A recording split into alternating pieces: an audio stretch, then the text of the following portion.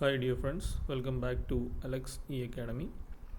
ഈ ഒരു ലെക്ചർ വീഡിയോയിൽ വാട്ടർ റിസോഴ്സ് എഞ്ചിനീയറിങ്ങിലെ മൊഡ്യൂൾ നമ്പർ 1 ആണ് നമ്മൾ സ്റ്റാർട്ട് ചെയ്യുന്നത്. അപ്പോൾ മൊഡ്യൂൾ നമ്പർ 1 ആദ്യത്തെ ടോപ്പിക്സ്, അതായത് hydrologic cycle, types of precipitation, forms of precipitation, ഈ 3 ടോപ്പിക്സാണ് നമ്മൾ ഈ ഒരു വീഡിയോയിലൂടെ ഡിസ്കസ് ചെയ്യുന്നത്. ഇത് 3 പ്രീവിയസ് ഇയർ യൂണിവേഴ്സിറ്റി ക്വസ്റ്റ്യൻസും കൂടിയാണ്. ഓക്കെ, അപ്പോൾ നമ്മുടെ എല്ലാ ലെക്ചർ വീഡിയോസും ഇനി അങ്ങോട്ടുള്ള എല്ലാ ലെക്ചർ വീഡിയോസും previous year university question base ചെയ്തിട്ടായിരിക്കും നമ്മൾ പോകുന്നത്. ഓക്കെ, അപ്പോൾ നമുക്ക് സ്റ്റാർട്ട് ചെയ്യാം. ആദ്യം നമുക്ക് ഹൈഡ്രോളജി എന്ന ടേം എന്താണെന്ന് നോക്കാം. What is mean by hydrology? Hydrology is defined as the science or study which deals with the occurrence, circulation, distribution and storage of water both on and over the earth surface. അപ്പോൾ hydrology എന്ന് പറയുന്ന ബ്രാഞ്ചിനെ define ചെയ്തേക്കുന്നത് ഇങ്ങനെയാണ്. Hydrology is defined as the study or science which deals with occurrence, circulation, distribution and storage of water. ഒരു വാട്ടറിൻ്റെ occur ചെയ്യുന്നതും അത് പല രീതിയിൽ സർക്കുലേറ്റ് ചെയ്യുന്നതും പല സ്ഥലത്തേക്ക് ഡിസ്ട്രിബ്യൂട്ട് ചെയ്യുന്നതും വാട്ടറിനെ സ്റ്റോർ ചെയ്യുന്നതും എവിടെയൊക്കെ? Both on and over the earth surface, ഭൂമിയുടെ അടിയിലും ഭൂമിയുടെ മുകളിലുമായിട്ട് ഈ വാട്ടറിൻ്റെ ഒക്കറൻസ്, സർക്കുലേഷൻ, ഡിസ്ട്രിബ്യൂഷൻ, സ്റ്റോറേജ് ഇതിനെ റിലേറ്റ് ചെയ്തിട്ടുള്ള സ്റ്റഡി അല്ലെങ്കിൽ സയൻസിനെയാണ് നമ്മൾ ഹൈഡ്രോളജി എന്ന് പറയുന്നത്. ഓക്കെ, ഇനി നമുക്ക് നമ്മുടെ ഫസ്റ്റ് ടോപ്പിക്ക് നോക്കാം. ഹൈഡ്രോളജിക് സൈക്കിളിനെ നമ്മൾ വാട്ടർ സൈക്കിൾ എന്നും പറയും. Water cycle. Okay, sun is the main energy source of hydrologic cycle. Hydrologic സൈക്കിളിൻ്റെ ഒരു എനർജി സോഴ്സ് എന്ന് പറഞ്ഞാൽ സണ്ണാണ്. The water moves from the ocean to the atmosphere by the process of evaporation. Water oceans, lakes, റിവറിൽ നിന്നൊക്കെ evaporation വഴി നമ്മുടെ അറ്റ്മോസ്ഫിയറിലേക്ക് വേപ്പേഴ്സായിട്ട് മാറും. The sun which drives the hydrologic cycle heat water in ocean and sea. അപ്പോൾ already നമ്മൾ പറഞ്ഞു ഹൈഡ്രോളജിക് സൈക്കിളിലെ ഒരു എനർജി സോഴ്സ് എന്ന് വെച്ചാൽ സണ്ണാണ്. ഈ സണ്ണാണ് ഓഷനിലെയും സീയിലെയും വാട്ടറിനെയൊക്കെ നമുക്ക് ഹീറ്റ് ചെയ്യുന്നത്. Water evaporates as water vapour into the air. അപ്പോൾ ഈ വാട്ടർ ഇവാപ്പറേറ്റ് ചെയ്തിട്ട് വാട്ടർ വേപ്പർ ഗേഷ്യസ് ഫോമിലായിട്ട് അറ്റ്മോസ്ഫിയറിലേക്ക് റൈസ് ചെയ്യും. The lower temperature causes water vapour to condense into tiny liquid water droplets. അപ്പോൾ ഈ ഇവാപ്പറേറ്റ് ചെയ്ത വാട്ടർ ഗേഷ്യസ് ഫോമിൽ അറ്റ്മോസ്ഫിയറിൽ റൈസ് ചെയ്യും. അതായത് അറ്റ്മോസ്ഫിയറിൽ റൈസ് ചെയ്യാൻ കാര്യം എന്തായിരിക്കും? ഇപ്പോൾ ടെമ്പറേച്ചർ കൂടിയ ഒരു എയറാണ് ഈ വാട്ടർ വേപ്പർ എന്ന് വെച്ചാൽ. ടെമ്പറേച്ചർ കൂടിയ എയർ ലോവർ ടെമ്പറേച്ചറിൽ നിന്ന് റൈസ് ചെയ്ത് മുകളിലേക്ക് പോകും. ഓക്കെ, അപ്പോൾ ഇത് അറ്റ്മോസ്ഫിയറിലേക്ക് റൈസ് ചെയ്ത് മുകളിലേക്ക് എത്തുമ്പോഴത്തേക്കും അവിടെ ലോ ടെമ്പറേച്ചർ ഫീൽഡുണ്ട്. ആ ലോ ടെമ്പറേച്ചർ ഫീൽഡിൽ ഈ വാട്ടർ വേപ്പർ കണ്ടൻസ് ചെയ്ത് ടൈനി ലിക്വിഡ് വാട്ടർ ഡ്രോപ്ലെറ്റ്സ് ആവും. ഓക്കെ, ചെറിയ ചെറിയ വാട്ടർ ഡ്രോപ്ലെറ്റ്സ് ആവും. അപ്പോൾ ഇങ്ങനെയുള്ള ടൈനി വാട്ടർ ഡ്രോപ്ലെറ്റ്സ് ചേർന്നിട്ട് ഒരു വലിയ ഡ്രോപ്ലെറ്റ് ഉണ്ടാവും. A group of water droplets precipitate down into the earth surface. അങ്ങനെ പല വാട്ടർ ഡ്രോപ്ലെറ്റ്സ്, പല ടൈനി ഡ്രോപ്ലെറ്റ്സ് കൂടി ചേർന്ന് വലിയ ഡ്രോപ്ലെറ്റ്സ് ഉണ്ടാവും. ഈ പല ഡ്രോപ്ലെറ്റ്സ് മീറ്റ് ചെയ്തിട്ട് പ്രസിപ്പിറ്റേഷനായിട്ട് നമുക്ക് എർത്ത് സർഫസിലേക്ക് കിട്ടും. ഓക്കെ, അപ്പോൾ നമുക്ക് ഹൈഡ്രോളജിക് സൈക്കിളിൻ്റെ ഫിഗർ എന്താണെന്ന് നോക്കാം. ഇപ്പോൾ നമ്മൾ പറഞ്ഞത് ഹൈഡ്രോളജിക് സൈക്കിളിൻ്റെ ഒരു ഇൻട്രൊഡക്ഷൻ മാത്രമാണ്. ഹൈഡ്രോളജിക് സൈക്കിളിൻ്റെ മെയിൻ എനർജി സോഴ്സ് സണ്ണാണ്. സൺ എന്ത് ചെയ്യും? ഓഷനിലെയും സീയിലെയൊക്കെ വെള്ളത്തിനെ ഹീറ്റ് ചെയ്ത് അത് ഇവാപ്പറേറ്റ് ചെയ്ത് ആ വാട്ടർ മോളിക്യൂൾസ് റൈസ് ചെയ്യും. ടെമ്പറേച്ചർ റൈസ് ചെയ്യുന്നതനുസരിച്ച് അത് മുകളിലേക്ക് അറ്റ്മോസ്ഫിയറിലേക്ക് റൈസ് ചെയ്യും. അങ്ങനെ റൈസ് ചെയ്ത് കഴിയുമ്പോഴത്തേക്കും അതെന്താണ്? ഒരു ലോവർ ടെമ്പറേച്ചറിൽ എത്തിക്കഴിയുമ്പോൾ അത് കണ്ടൻസ് ചെയ്ത് ടൈനി മോളിക്യൂൾസ് ആവും. ഇതുപോലത്തെ പല ടൈനി മോളിക്യൂൾസ് ചേർന്നിട്ട് ഒരു വലിയ ഡ്രോപ്ലെറ്റ്സായി പ്രസിപ്പിറ്റേഷനായിട്ട് തിരിച്ച് നമുക്ക് എർത്തിൻ്റെ സർഫസിലേക്ക് തിരിച്ചു വരും. ഇതാണ് നമുക്ക് ഹൈഡ്രോളജിക് സൈക്കിൾ ചോദിച്ചു കഴിഞ്ഞാൽ വരയ്ക്കാനുള്ള ഫിഗർ. ഓക്കെ, അപ്പോൾ ആദ്യം തന്നെ നമ്മുടെ എർത്തിൻ്റെ ഗ്രൗണ്ട് ലെവൽ കാണിക്കുക. അപ്പോൾ ഗ്രൗണ്ട് ലെവൽ ഹൊറിസോണ്ടലല്ല, പല സ്ലോപ്പിംഗ് ആയിട്ട് കാണിക്കുക. അതിൻ്റെ ഒരു അറ്റത്ത് ഓഷൻ അല്ലെങ്കിൽ റിവർ. ഈ റിവറിൽ നിന്നുള്ള വാട്ടർ ആയിരിക്കും ഇവാപ്പറേറ്റ് ചെയ്ത് പോകുന്നത്. ഓക്കെ, ഇതുപോലെ ചെറിയ ചെറിയ ലേക്കോ പോണ്ടോ ഒക്കെ കിടക്കുന്നുണ്ടാവും, അവിടെയും നമുക്ക് ഇവാപ്പറേഷൻ കിട്ടും. ഇനി ട്രീസ് ആണെങ്കിൽ ട്രാൻസ്പിരേഷൻ വഴി ഇതേപോലെ വാട്ടറിനെ ട്രീയിൽ നിന്ന് എലിമിനേറ്റ് ചെയ്ത് വാട്ടർ വേപ്പറാക്കി മുകളിലേക്ക് പോകും. അപ്പോൾ water source, oceans, lakes, ponds, അവിടെ നിന്നൊക്കെ നമുക്ക് ഇവാപ്പറേഷൻ സംഭവിച്ച് വാം എയർ മുകളിലേക്ക് റൈസ് ചെയ്യും. അതേപോലെ ട്രീയിൽ നിന്ന് ട്രാൻസ്പിരേഷൻ, ആ രീതിയിൽ. അങ്ങനെ ഈ മോളിക്യൂൾസ് മുകളിലേക്ക് ചെന്ന് അതെല്ലാം കൂടി ക്ലൗഡിൽ കണ്ടൻസ് ചെയ്ത് ക്ലൗഡിൽ നിന്ന് നമുക്ക് പ്രസിപ്പിറ്റേഷനാണ് നമ്മൾ റെയിൻ എന്ന് പറയുന്നത്. റെയിൻ എന്ന് വെച്ചാൽ ഒരു ടൈപ്പ് ഓഫ് പ്രസിപ്പിറ്റേഷനായിട്ട് തിരിച്ച് നമ്മുടെ അറ്റ്മോസ്ഫിയറിലേക്ക് വരും. ഈ വരുന്ന വെള്ളം പ്രസിപ്പിറ്റേഷൻ വഴി നമ്മുടെ സർഫസ് ഗ്രൗണ്ടിലേക്ക് വരുന്ന വെള്ളം കുറച്ച് പോർഷൻ ഒഴുകിപ്പോവും അല്ലേ. സർഫസിൽ വീഴുന്ന വെള്ളം കുറച്ച് പോർഷൻ ഒഴുകിപ്പോവും. ആ ഒഴുകിപ്പോകുന്ന പ്രോസസ്സിനാണ് ഡയറക്റ്റ് റൺ ഓഫ് എന്ന് പറയും. ഡയറക്റ്റ് റൺ ഓഫ് അല്ലെങ്കിൽ വെറും റൺ ഓഫ്. സർഫസിലേക്ക് മഴവെള്ളം വന്ന് വീഴുമ്പോൾ ഒഴുകിപ്പോകുന്ന ആ പ്രോസസ്സിനെയാണ് നമ്മൾ റൺ ഓഫ് എന്ന് പറയുന്നത്. ഇനി വേറെ കുറച്ച് പോർഷൻ ഭൂമിയുടെ അടിയിലേക്ക് അബ്സോർബ് ചെയ്ത് താഴത്തേക്ക് പോകുന്നതാണ് ഇൻഫിൽട്രേഷൻ എന്ന് പറയുന്നത്. അതായത് നമ്മുടെ മണ്ണിലേക്ക് ആദ്യം വന്ന് വീഴുന്ന വെള്ളം എന്തായിരിക്കും? ഇപ്പോൾ മഴ ഉണ്ടാകുമ്പോൾ ശ്രദ്ധിച്ചിട്ടില്ലേ, ആദ്യം നമ്മുടെ ഗ്രൗണ്ട് ലെവലിൽ വീഴുന്ന വെള്ളം പെട്ടെന്ന് പൊങ്ങും. അത് പതുക്കെ അതിൻ്റെ ഗ്രൗണ്ടിൻ്റെ പോർസിൽ നിന്നും മോളിക്യൂൾസിൽ നിന്നും കൂടെ താഴത്തേക്ക് സീപ്പ് ചെയ്ത് ഇറങ്ങും. ആ ഒരു പ്രോസസ്സിനാണ് ഇൻഫിൽട്രേഷൻ എന്ന് പറയുന്നത്. അങ്ങനെ ഗ്രൗണ്ട് സർഫസ് മൊത്തം നനഞ്ഞ് അവിടുത്തെ മണ്ണൊക്കെ കുതിർന്നു കഴിഞ്ഞാൽ പിന്നെയുള്ള വെള്ളമായിരിക്കും വെള്ളം പൊങ്ങിയിട്ട് ഇങ്ങനെ ഒഴുകി പോകുന്നത്.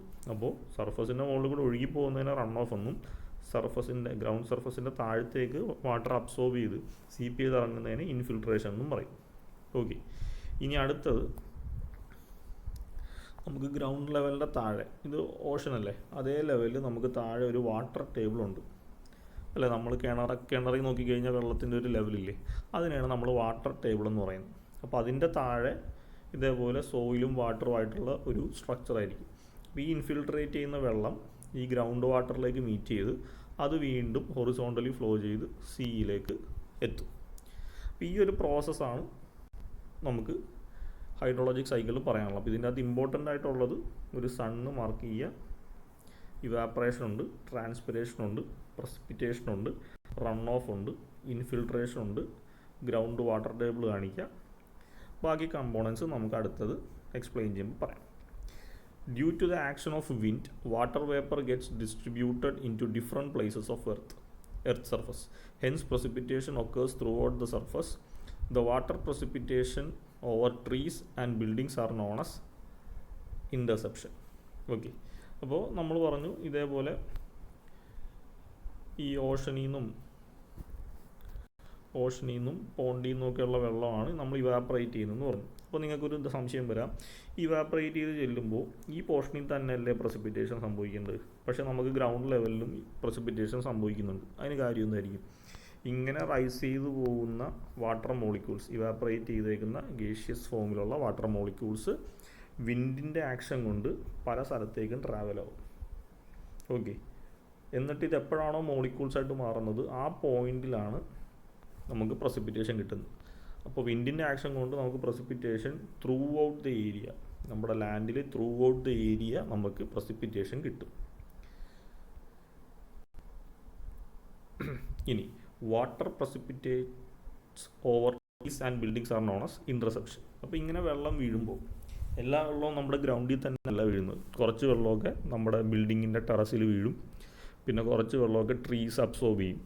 അങ്ങനെ നമുക്ക് ലോസായി പോകുന്ന വാട്ടറിൻ്റെ ക്വാണ്ടിറ്റീനെയാണ് നമ്മൾ ഇൻ്റർസെപ്ഷൻ എന്ന് പറയുന്നത്.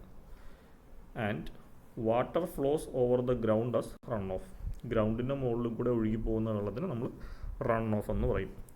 Some part of the water gets absorbed by the dry soil known as infiltration. ബാക്കി കുറച്ച് വെള്ളം എന്ത് ചെയ്യും? സോയിൽ അബ്സോർബ് ചെയ്ത് അതിൻ്റെ താഴത്തേക്ക് ഡിസ്ട്രിബ്യൂട്ട് ചെയ്യും. അതിനെയാണ് നമ്മൾ ഇൻഫിൽട്രേഷൻ എന്ന് പറയുന്നത്. The movement of water below the ground surface is known as base flow. Ground സർഫസിൻ്റെ താഴെ, ഗ്രൗണ്ട് ലെവലിൻ്റെ താഴെ വെള്ളത്തിനുണ്ടാകുന്ന മൂവ്മെൻറ്റിനെയാണ് നമ്മൾ ബേസ് ഫ്ലോ എന്ന് പറയുന്നത്. ഓക്കെ, അപ്പോൾ ഇത്രയും കാര്യങ്ങളാണ് ഹൈഡ്രോളജിക് സൈക്കിൾ ചോദിച്ചാൽ എഴുതേണ്ടത്. ഇനി ഒരു 7-8 മാർക്കിനൊക്കെ ഡീറ്റെയിൽ ആയിട്ടാണ് ചോദിക്കുന്നതെങ്കിൽ, അപ്പോൾ ഈ ഒരു ഹൈഡ്രോളജിക് സൈക്കിൾ ചോദിച്ചാൽ ആദ്യം അതിൻ്റെ ഒരു ഇൻട്രൊഡക്ഷൻ എഴുതുക, ഹൈഡ്രോളജിക് സൈക്കിൾ എന്താണെന്ന് എഴുതുക, അതിൻ്റെ അകത്തുള്ള കമ്പോണൻസ് എഴുതുക, ഫിഗർ നീറ്റായിട്ട് വരയ്ക്കുക. അപ്പോൾ ഈ ഒരു പാരഗ്രാഫ് ഒരു എഴുതിയ ഹൈഡ്രോളജിക് സൈക്കിളിൻ്റെ എക്സ്പ്ലനേഷനായി. ഇനി explain the terms or process involve in it എന്ന് സ്പെഷ്യലി ചോദിച്ചിട്ടുണ്ടെങ്കിൽ അതിൻ്റെ അകത്തുള്ള ഓരോ കാര്യങ്ങളും എടുത്ത് എക്സ്പ്ലെയിൻ ചെയ്യുക. അതായത് ഒന്നാമത്തെ നടക്കുന്നത് പ്രസിപ്പിറ്റേഷനാണ്. It is the deposition of water on the earth surface in the form of rain, hail, sleet, etc. Precipitation എന്ന് വെച്ച് കഴിഞ്ഞാൽ deposition of water on the earth surface. Earth സർഫസിൽ വാട്ടർ ഡെപ്പോസിറ്റ് ചെയ്യുന്ന പ്രോസസ്സിനെയാണ് നമ്മൾ പ്രസിപ്പിറ്റേഷൻ എന്ന് പറയുന്നത്. ഇൻ ദ ഫോം ഓഫ് പ്രസിപ്പിറ്റേഷനുള്ള ഡിഫറെൻറ്റ് ഫോംസ് ആണ് റെയിൻ, ഹെയിൽ, സ്ലീറ്റ്, എക്സെട്ര. മഴ, ഈ ആലിപ്പഴം എന്നൊക്കെ പറയത്തില്ലേ, അതിനൊക്കെയാണ് നമ്മൾ ഹെയിൽ എന്നൊക്കെ പറയുന്നത്. അപ്പോൾ പല ഫോമിലായിരിക്കും ഈ പ്രസിപ്പിറ്റേഷൻ ഉണ്ടാകുന്നത്. അടുത്തത് evaporation. It is the conversion of water into water vapour. Water വേപ്പറായിട്ട് മാറുന്ന ആ ഒരു പ്രോസസ്സിനെയാണ് നമ്മൾ ഇവാപ്രേഷൻ എന്ന് പറയുന്നത്. അടുത്തത് interception. It is the short term retention of rain water in trees, buildings, etcetera. അപ്പോൾ ഇനീഷ്യലി റെയിൻ ഒക്കെ ചെയ്യുമ്പോൾ അതിൽ നിന്ന് കുറച്ച് വെള്ളം ബിൽഡിങ്സിൻ്റെ സർഫസ് അബ്സോർബ് ചെയ്തെടുക്കും, ട്രീസ് അബ്സോർബ് ചെയ്തെടുക്കും. അങ്ങനെ കുറച്ച് പാർട്ട് ഓഫ് പ്രസിപ്പിറ്റേഷൻ നമുക്ക് ലോസായി പോകും. ആ ഒരു പ്രോസസ്സിനാണ് നമ്മൾ ഇൻ്റർസെപ്ഷൻ എന്ന് പറയുന്നത്. അടുത്തത് infiltration. It is the movement of water into the soil. സോയിലിൻ്റെ താഴെ വാട്ടറിൻ്റെ മൂവ്മെൻറ്റിനെയാണ് ഇൻഫിൽട്രേഷൻ എന്ന് പറയുന്നത്. It is a slow process. നമുക്കറിയാം, നമ്മളൊരു മണ്ണിൽ വെള്ളം ഒഴിച്ച് കഴിഞ്ഞാൽ പതുക്കെ ആ മണ്ണ് അത് അബ്സോർബ് ചെയ്തെടുക്കും. അല്ലാതെ നമ്മൾ ഒരു ബക്കറ്റ് ഫുള്ള് വെള്ളം ഒഴിച്ചാൽ കുറച്ച് ഒഴുകി പോവും, കുറച്ച് മാത്രമേ അബ്സോർബ് ചെയ്യുള്ളൂ. ഓക്കെ, അപ്പോൾ അതൊരു സ്ലോ പ്രോസസ്സാണ്. അടുത്തത് run off. The movement of water above the earth surface. നമ്മുടെ ഗ്രൗണ്ട് ലെവലിൻ്റെ മുകളിൽ കൂടെ വെള്ളം ഒഴുകിപ്പോകുന്ന, എക്സസ് വാട്ടർ ഒഴുകിപ്പോകുന്ന പ്രോസസ്സിനെയാണ് നമ്മൾ റൺ ഓഫ് എന്ന് പറയുന്നത്. Last point, base flow. The water flowing at A certain depth below the ground. Ultimately base flow will reach the river or stream. Okay, നമ്മുടെ ground ലെവലിന് താഴെ വെള്ളം ഹൊറിസോണ്ടലായിട്ട് മൂവ് ചെയ്യുന്നുണ്ട് വാട്ടർ ടേബിളിൻ്റെ ആ ഒരു ലെവലിൽ. ആ ഒരു ഫ്ലോനെയാണ് നമ്മൾ ബേസ് ഫ്ലോ എന്ന് പറയുന്നത്. ഈ ബേസ് ഫ്ലോ ചെയ്ത് വരുന്ന വെള്ളം അൾട്ടിമേറ്റ്ലി എവിടെ ചെന്ന് മീറ്റ് ചെയ്യും? റിവറിൽ, സ്ട്രീംസിൽ, ഓഷൻസിലൊക്കെ ചെന്ന് തന്നെ മീറ്റ് ചെയ്യും. ഇത്രയാണ് നമുക്ക് ഹൈഡ്രോളജിക് സൈക്കിൾ ഡീറ്റെയിൽഡ് ആയിട്ട് ഒരു 8 മാർക്ക് 10 മാർക്കിനൊക്കെ നമുക്ക് ചോദിച്ചിട്ടുണ്ടെങ്കിൽ. ഇതിൻ്റെ മാർക്ക് സ്പ്ലിറ്റപ്പ് വരുന്നത്, ഇതിപ്പോൾ 5 മാർക്കിൻ്റെ ക്വസ്റ്റ്യനാണ് ചോദിക്കുന്നതെങ്കിൽ ഈ ഫിഗർ വരക്കുന്നതിന് നിങ്ങൾക്ക് 2.5 മാർക്സ് കിട്ടും. ഇതിൻ്റെ ആ ഒരു ജനറൽ പാരഗ്രാഫ് എഴുതുന്നതിന് ഇവിടം വരെ എഴുതി കഴിഞ്ഞാൽ നിങ്ങൾക്ക് ബാക്കി 2 മാർക്ക് കിട്ടും. ഒരു 7-8 മാർക്കിനാണ് ചോദിക്കുന്നതെങ്കിൽ എക്സ്ട്രാ ഈ ഒരു ടേംസ് കൂടി എഴുതേണ്ടി വരും. ഓക്കെ, അടുത്ത നമുക്ക് പ്രസിപ്പിറ്റേഷൻ ഡീറ്റെയിൽ ആയിട്ട് നോക്കാം. അപ്പോൾ പ്രസിപ്പിറ്റേഷന് ഫോംസും ഉണ്ട്, ടൈപ്സും ഉണ്ട്. ഇത് ശ്രദ്ധിക്കണം, പലരും തെറ്റിച്ച് എഴുതി വെക്കുന്ന ഒരു ടോപ്പിക്കാണ് ഫോംസ് ഓഫ് പ്രസിപ്പിറ്റേഷൻ. ഈ 2021 ഈ വർഷം നടന്ന എക്സാമിന് ഫോംസ് ഓഫ് പ്രസിപ്പിറ്റേഷൻ ആയിരുന്നു ചോദിച്ചിട്ടുണ്ടായിരുന്നു. പക്ഷെ പലരും ടൈപ്സ് ആണ് എഴുതി വെച്ചത്. കാരണം ഈ ഫോംസും ടൈപ്സും തമ്മിൽ നമുക്ക് കൺഫ്യൂഷൻ വരാൻ സാധ്യതയുണ്ട്. അപ്പോൾ അതുകൊണ്ട് ഓർത്ത് വെച്ചേക്കുക, ഫോംസ് ഓഫ് പ്രസിപ്പിറ്റേഷൻ ആണ് റെയിൻ, സ്ലീറ്റ് എന്നൊക്കെ പറയുന്നത്. ടൈപ്സ് എന്ന് പറയുമ്പോൾ നമുക്കത് പിന്നീട് നോക്കാം. അപ്പോൾ ഫോംസ് ഓഫ് പ്രസിപ്പിറ്റേഷൻ എന്താണെന്ന് നോക്കാം. കോമൺലി 5 ടൈപ്സ് ഫോംസ് ആണുള്ളത്, ടൈപ്സ് അല്ല, ഫോംസ് ആണുള്ളത്. ഒന്നാമത്തത് റെയിൻ. നമുക്ക് എല്ലാവർക്കും അറിയാവുന്ന ഒരു ഫോമാണ് rain. Form of precipitation which has a size ranging from 0.5 to 6 mm. അപ്പോൾ ഉണ്ടാകുന്ന പ്രസിപ്പിറ്റേഷൻ്റെ സൈസ് 0.5 മുതൽ 6 mm വരെ സൈസിലുള്ള വാട്ടർ ഡ്രോപ്ലെറ്റ്സ് ആണെങ്കിൽ നമ്മളതിനെ റെയിൻ എന്ന് വിളിക്കും. It is again classified into 3 based on its intensity. അപ്പോൾ അതിൻ്റെ ഇൻറ്റൻസിറ്റി അനുസരിച്ച് നമ്മൾ ഈ റെയിനെ പിന്നെയും ക്ലാസിഫൈ ചെയ്യുന്നുണ്ട്. Light rain, medium rain, heavy rain. അപ്പോൾ സൈസ് വെച്ചിട്ട് നമ്മൾ റെയിൻ എന്ന് പറയുന്നുണ്ട്. ഇനി ഈ റെയിനിൻ്റെ ഇൻറ്റൻസിറ്റി എന്ന് പറഞ്ഞാൽ എന്താണ്? mm/h. ഒരു മണിക്കൂറിൽ എത്ര mm-ലാണ് റെയിൻ ഒക്കർ ചെയ്യുന്നത്, അതാണ് അതിൻ്റെ ഇൻറ്റൻസിറ്റി എന്ന് പറയുന്നത്. അപ്പോൾ ഇൻറ്റൻസിറ്റി 0 to 2.5 mm/h ആണ് റെയിനെങ്കിൽ നമ്മളതിനെ ലൈറ്റ് റെയിൻ എന്ന് പറയും. 2.5 to 7.5 mm/h ആണെങ്കിൽ നമ്മളതിനെ മീഡിയം റെയിൻ എന്ന് പറയും. ഗ്രേറ്റർ ദാൻ 7.5 mm/h ആണെങ്കിൽ നമ്മളതിനെ ഹെവി റെയിൻ എന്ന് പറയും. ഓക്കെ, അപ്പോൾ ഇതാണ് ഫസ്റ്റ് ഫോം, പ്രസിപ്പിറ്റേഷൻ്റെ ഫസ്റ്റ് ഫോം റെയിൻ. അടുത്തത് ഡ്രിസിൽ. ഡ്രിസിൽ എന്നുള്ള പേര് നിങ്ങൾ ഗെയിംസൊക്കെ സ്പോർട്സ് റിലേറ്റഡ് ആയിട്ടുള്ള എന്തെങ്കിലുമൊക്കെ ക്രിക്കറ്റോ ഫുട്ബോളൊക്കെ കാണുമ്പോൾ നിങ്ങൾ കേട്ടിട്ടുണ്ടാവും. മഴ പെയ്യുന്ന സമയത്തൊക്കെ അവർ പറയും there is a slight drizzle എന്ന് വെച്ചാൽ തീരെ പൊടിമഴ. അപ്പോൾ നമുക്ക് അതിൻ്റെ ഡെഫിനേഷൻ നോക്കാം. It is the lighter form of rain. ഞാൻ പറഞ്ഞ പോലെ തീരെ പൊടിയായിട്ടാണ് മഴ പെയ്യുന്നതെങ്കിൽ നമ്മളതിന് ഡ്രിസിൽ എന്ന് പറയും. It size should be less than 0.5. അപ്പോൾ റെയിനിൻ്റെ സൈസ് 0.5 to 6 mm ആണ്. അപ്പോൾ ലെസ് ദാൻ 0.5 mm ആണെങ്കിൽ നമ്മളതിനെ ഡ്രിസിൽ എന്ന് പറയും. It's intensity should be less than 1 mm per hour. അതേപോലെ ഈ ഡ്രിസിലിൻ്റെ ഇൻറ്റൻസിറ്റി 1 mm per hour ആയിരിക്കും. അപ്പോൾ നിങ്ങൾ ഈ ഫോംസ് ഒക്കെ പഠിക്കുമ്പോൾ ശ്രദ്ധിക്കേണ്ടത് അതിൻ്റെ സൈസും അതിൻ്റെ ഇൻറ്റൻസിറ്റി ഇമ്പോർട്ടൻ്റ് ആണ്. അടുത്തത് sleet. Frozen rain drops which occur at freezing temperature. Rain drop തന്നെ ഫ്രോസൺ ആയി കഴിഞ്ഞാൽ, തണുത്ത് പോയി കഴിഞ്ഞാൽ നമ്മളതിനെ സ്ലീറ്റ് എന്ന് പറയും. അത് ഒക്കർ ചെയ്യുന്നത് സബ് ഫ്രീസിങ് ടെമ്പറേച്ചറിലാണ്. അടുത്തത് ഹെയിൽ, HAIL. ഇതാണ് നമ്മൾ മലയാളത്തിൽ ആലിപ്പഴം എന്നൊക്കെ പറയുന്നത്. It is in the form of an ice of size greater than 8 mm. 8 mm കൂടുതൽ സൈസുള്ള ഐസ് ക്രിസ്റ്റൽസ്, റെയിനിൻ്റെ ഐസ് ക്രിസ്റ്റൽസിനെയാണ് നമ്മൾ ഹെയിൽ എന്ന് പറയുന്നത്. ഇപ്പോൾ ചിലപ്പോൾ മഴ പെയ്യുമ്പോൾ നല്ല വലിയ ഐസ് ഡ്രോപ്ലെറ്റ്സ് ഇട്ടൊക്കെ ആയിട്ടായിരിക്കും ആദ്യം പെയ്യുന്നത്. അതിൻ്റെ സൈസ് 8 mm കൂടുതലാണെങ്കിൽ നമ്മളതിനെ ഹെയിൽ എന്ന് പറയും. അടുത്തത് glaze, GLAZE. When water droplets come in contact with cold ground surface that is approximately at 0 degree Celsius, then the water will get converted into ice. അതായത് വാട്ടർ ഡ്രോപ്ലെറ്റ്സ് നമ്മുടെ ground സർഫസുമായിട്ട് meet ചെയ്യുമ്പോൾ approximately 0 degree Celsius ആണ് അവിടുത്തെ temperature എങ്കിൽ ഈ water droplet ഐസായിട്ട് convert ചെയ്യും. അതിനെയാണ് നമ്മൾ ഗ്ലേസ് എന്ന് പറയുന്നത്. ഓക്കെ, അപ്പോൾ ഇത് ഇത്രയാണ് ഫോംസ് ഓഫ് പ്രസിപ്പിറ്റേഷൻ. ഇത് യൂഷ്വലി 4 or 5 മാർക്സിനൊക്കെ ആയിരിക്കും ചോദിക്കുന്നത്. എത്ര മാർക്കിനാണ് ചോദിക്കുന്നത് അത്രയും ടൈപ്സ് എഴുതിയാൽ മതി. 4 മാർക്കിനാണ് എഴുതുന്നതെങ്കിൽ ഏതെങ്കിലും 4 ടൈപ്പ് എഴുതിയാൽ മതി. 5 മാർക്കിനാണ് എഴുതുന്നതെങ്കിൽ 5 ടൈപ്പ് എഴുതണം. അപ്പോൾ ടൈപ്പ് എന്ന് പറയുമ്പോൾ അതിൻ്റെ പേര് എഴുതുക, അതിൻ്റെ സൈസ്, ഇൻറ്റൻസിറ്റി, ഫർദർ ക്ലാസിഫിക്കേഷൻ ഒന്നും എഴുതണമെന്നില്ല. ഇതാണ് ടൈപ്സ് ഓഫ് പ്രസിപ്പിറ്റേഷൻ.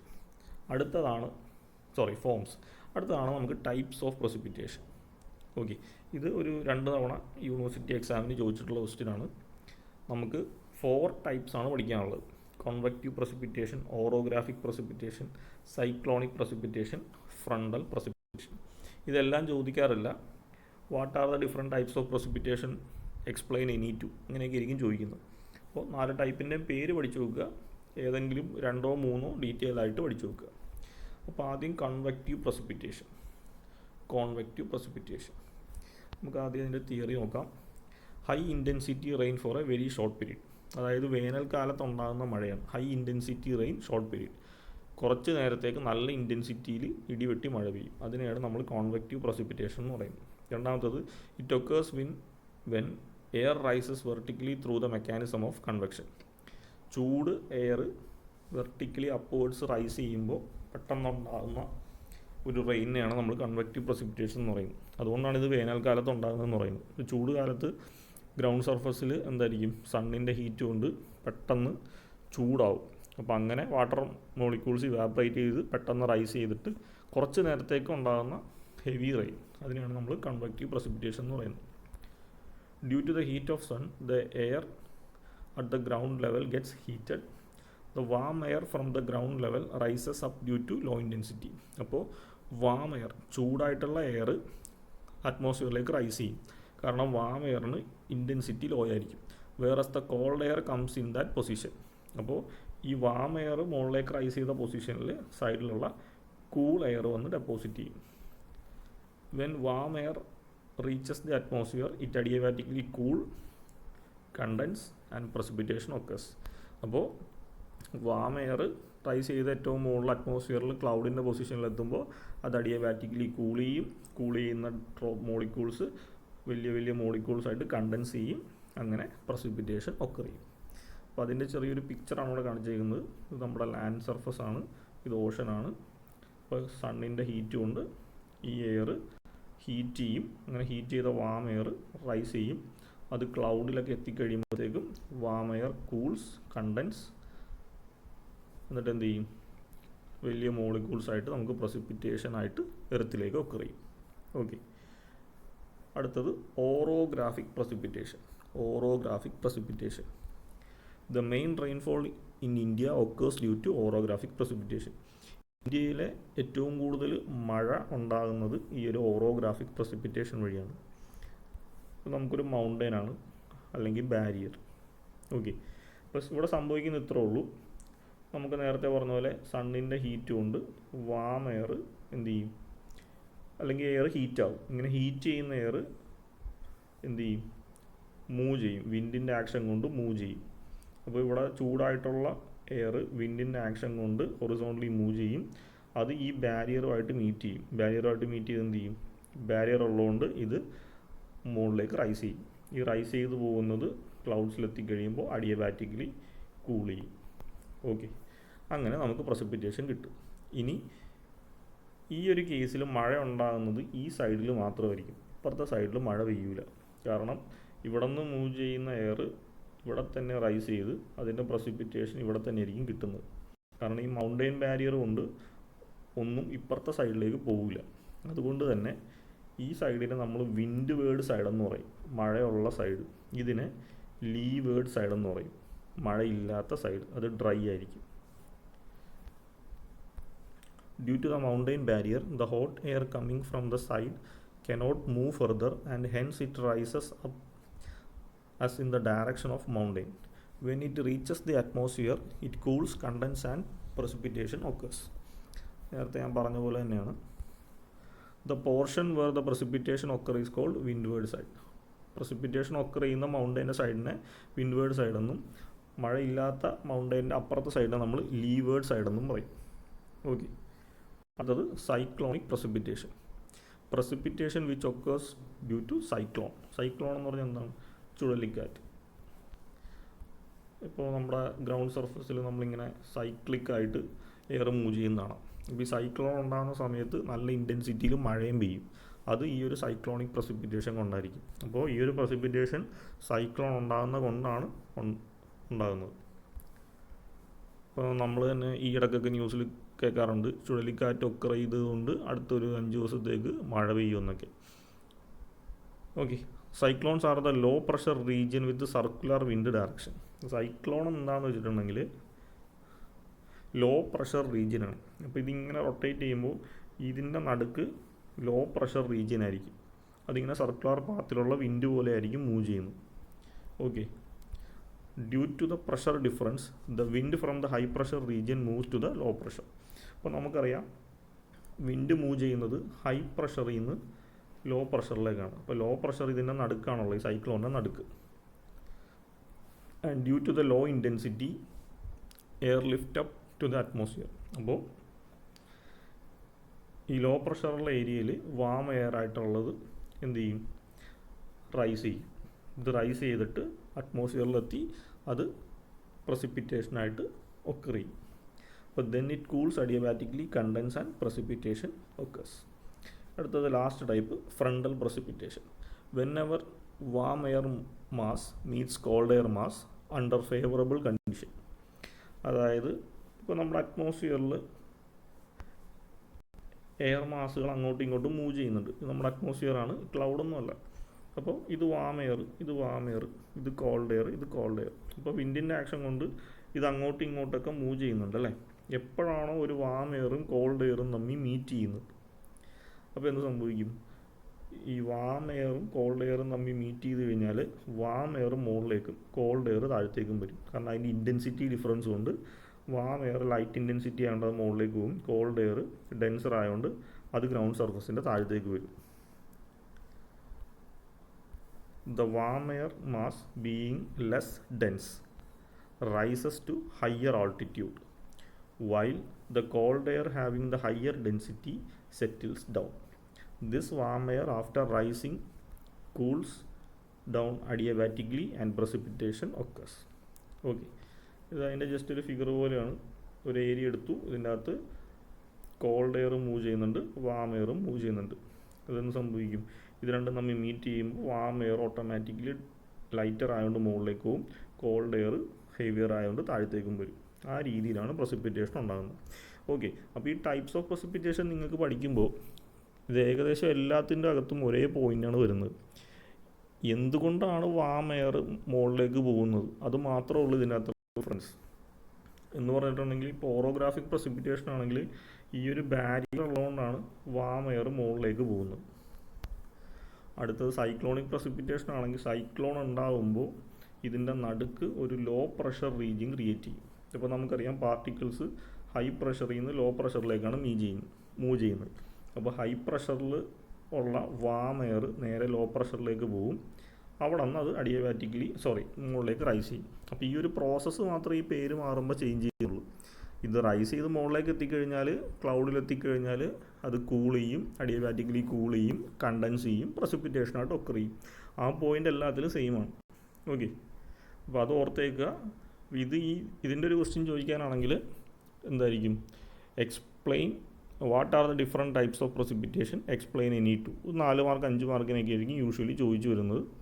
അപ്പോൾ what are the different types of precipitation എന്ന് ചോദിക്കുമ്പോൾ 4 എഴുതുക. Cyclonic precipitation, orographic precipitation, convective precipitation, frontal precipitation. Explain any to എന്ന് പറഞ്ഞാൽ നിങ്ങൾക്ക് അറിയാവുന്ന ഏതാണോ ആ 2 എക്സ്പ്ലെയിൻ ചെയ്താൽ മതി. അതൊരു 3 ലൈൻ മാക്സിമം എഴുതിയാൽ മതി. വലിച്ചു വാരിയൊന്നും എഴുതണ്ട. ഫിഗർ ഉള്ളതാണെങ്കിൽ ഫിഗർ കാണിക്കുക.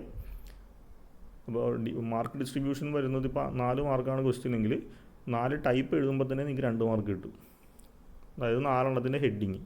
അത് കഴിഞ്ഞിട്ട് ഒരു ഹെഡിങ് എക്സ്പ്ലെയിൻ ചെയ്യാനായിട്ട്, ഇപ്പോൾ കൺവെക്റ്റീവ് ആണ് അത് എക്സ്പ്ലെയിൻ ചെയ്യാനായിട്ടാണെങ്കിൽ അതിൻ്റെ ഫിഗർ വരക്കുമ്പോൾ 1 മാർക്ക്, അതിനെപ്പറ്റി 2 സെൻറ്റൻസ് എഴുതി 1 മാർക്ക്. ആ രീതിയിലൊക്കെ ആയിരിക്കും ഡിസ്ട്രിബ്യൂഷൻ വരുന്നത്. ഇത് മാക്സിമം പോയാൽ 5 മാർക്കിലായിരിക്കും ചോദിക്കുന്നത്, അതിൻ്റെ അപ്പുറത്ത് ചോദിക്കില്ല. ഓക്കെ, അതേപോലെ ഹൈഡ്രോളജിക് സൈക്കിൾ ചോദിച്ചാൽ അതിൻ്റെ ഫിഗർ, അതിൻ്റെ എക്സ്പ്ലനേഷൻ, അതിനകത്തുള്ള ടേംസ് ഇൻവോൾവ്. ഇതൊരു 7 മാർക്ക് 8 മാർക്കിനൊക്കെ ചോദിച്ചാൽ ഇത്രയും എഴുതണം. ഓക്കെ, അപ്പോൾ ഈ വീഡിയോയിൽ നമ്മൾ ഇത്ര എക്സ്പ്ലെയിൻ ചെയ്യുന്നുള്ളൂ. ഇത് വാട്ടർ റിസോഴ്സ് എഞ്ചിനീയറിംഗിലെ മൊഡ്യൂൾ 1 ഫസ്റ്റ് 2 ടോപ്പിക്കാണ്. ഇത് 3 യൂണിവേഴ്സിറ്റിക്ക് പ്രീവിയസ് ഇയർ ആയിട്ട് ചോദിച്ചിട്ടുമുണ്ട്. അപ്പോൾ ഇതിനെ വലിച്ചു വാരിയൊന്നും പഠിക്കണ്ട, ക്യാപ്സ്യൂളാക്കി പഠിക്കുക ആവശ്യത്തിന്. ഓക്കെ, നിങ്ങൾക്ക് എന്തെങ്കിലും ഡൗട്ട്സോ ക്വയറീസോ ഉണ്ടെങ്കിൽ കോൺടാക്റ്റ് ചെയ്യുക, നമുക്കത് ക്ലിയർ ചെയ്യാം. അതേപോലെ നോട്ട്സ് വേണമെങ്കിൽ എന്നെ കോൺടാക്റ്റ് ചെയ്യുക, ഞാനത് ഷെയർ ചെയ്ത് തരാം. Okay, thank you.